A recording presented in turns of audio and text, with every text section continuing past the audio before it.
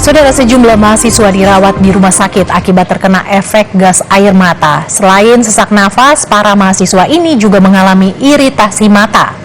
16 mahasiswa dari beberapa perguruan tinggi yang mengikuti aksi di kantor Gubernur Jawa Tengah Kamis sore mendapat perawatan di Rumah Sakit Rumani Semarang.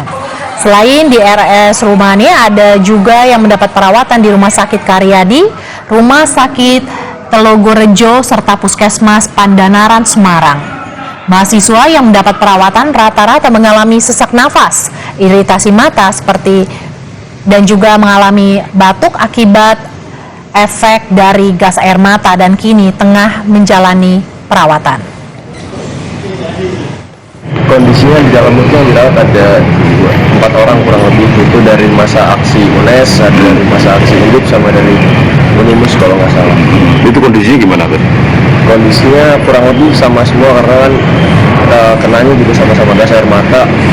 Itu ada yang permasalahan di iritasi mata, iritasi pernafasan, sama ada yang bonyok juga.